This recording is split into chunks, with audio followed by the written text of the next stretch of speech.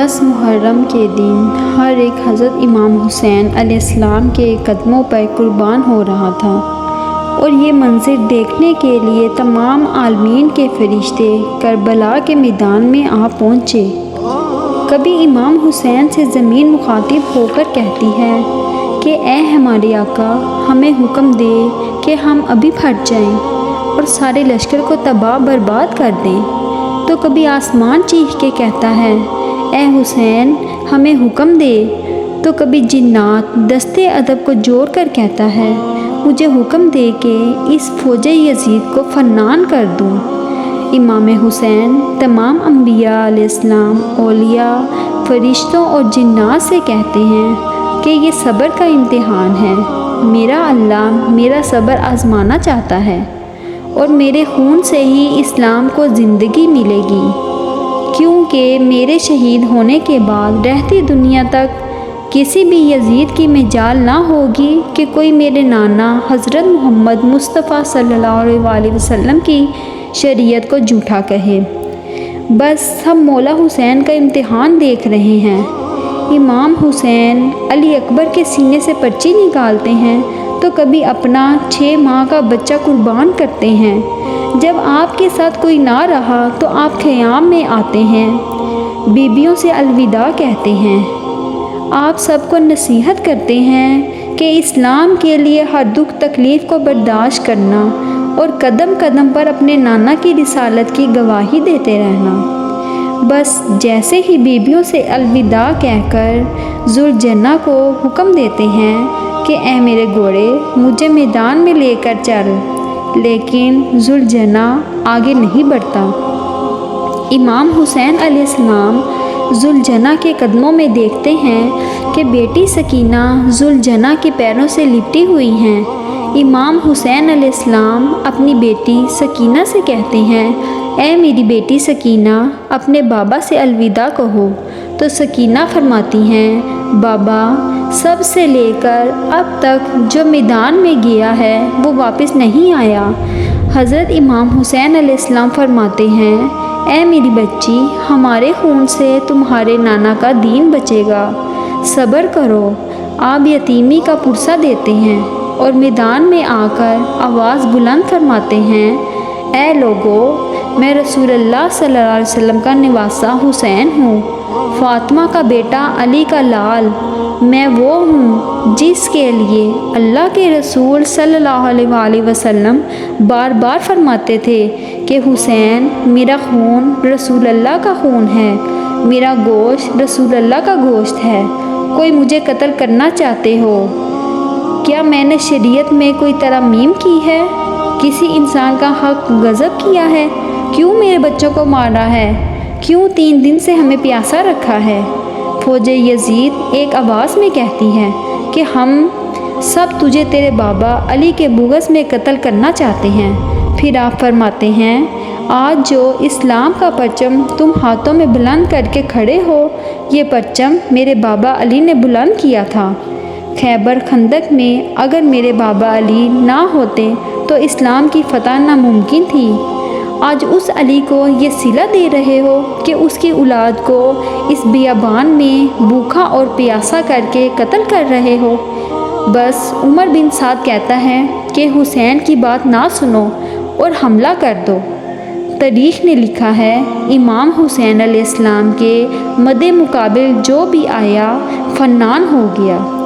زمین پر اس سے پہلے ایسی جنگ نہ دیکھی گئی کہ ایک 3 دن کا بھوکا پیاسا شیر کی طرح لڑ رہا ہے اور فوج دور دور بھاگ رہی ہے۔ بالآخر شمر عمر بن سعد نے یہ سوچا کہ یہ علی کا شیر ہے، اس سے مقابلہ کرنا ناممکن ہے۔ پوری فوج کو کہتے ہیں کہ ایک ساتھ امام حسین کے اوپر حملہ کیا جائے، لیکن کوئی بھی امام حسین کے قریب نہ گیا۔ دور دور سے امام حسین کو تیر مارے اور آدھی فوج جا کے خیام کو آگ لگا دے۔ ہزاروں کی فوج نے امام حسین کو چاروں طرف سے گھیرا اور دور بھاگتی ہوئی امام حسین کو تیر مارتی رہی، اور کچھ امام حسین کے خیام کو جلاتے ہیں، امام حسین علیہ السلام کبھی خیموں کی طرف جاتے ہیں اور کبھی سپاہیوں کی طرف آتے ہیں۔ بس اتنے میں آواز غیب آتی ہے، اے حسین، تیرا اللہ تجھ سے راضی ہوا۔ امام حسین تلوار کو روک لیتے ہیں۔ فوج کے لوگ جیسے ہی امام حسین کی رکی ہوئی تلوار دیکھتے ہیں تو وہ لوگ جو امام حسین کو دیکھ کر بھاگ گئے تھے وہ بھی قریب آنے لگتے ہیں، اور دور دور سے جن کے ہاتھوں میں جو چیز ہوتی ہے وہ امام حسین کی طرف پھینکنے لگتے ہیں۔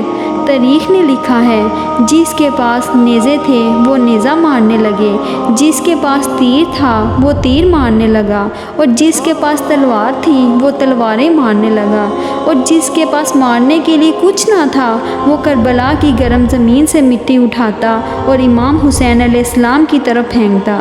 تاریخ نے لکھا ہے، آپ کے جسم میں اتنے تیر تھے کہ آپ کا جسم مبارک دور سے نظر نہیں آ رہا تھا۔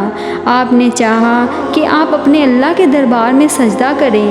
آپ اپنے آپ کو گھوڑے کی زی سے زمین کی طرف لے کر جاتے ہیں، لیکن آپ کے جسم مبارک پر تیر اتنے تھے کہ نہ آپ گھوڑے کی زی پر تھے اور نہ آپ زمین پر تھے، تیروں کے مسلح پر تھے۔ یہ منظر تمام انبیاء کرام دیکھ کر زاروں کی دار رونے لگے۔ پس جو بھی امام حسین کا سر کاٹنے کے لیے قریب آئے، امام حسین کے چہرے میں ان کو رسول اللہ صلی اللہ علیہ وسلم کا چہرہ نظر آئے، وہ چیخ کر دور چلا جائے۔ اس پر شمر نے کہا، یہ کام مجھ سے ہونا ہے۔ پس شمر قریب آتا ہے، امام حسین کے سر سے عمامہ اتارتا ہے، آپ کے بالوں میں ہاتھ ڈالتا ہے، چھری کو گلے پر رکھتا ہے، پہلی ضرب چلاتا ہے۔ حضرت آدم علیہ السلام اللہ کے رسول سے فرماتے ہیں، یا رسول اللہ، آگے میں نہیں دیکھ سکتا۔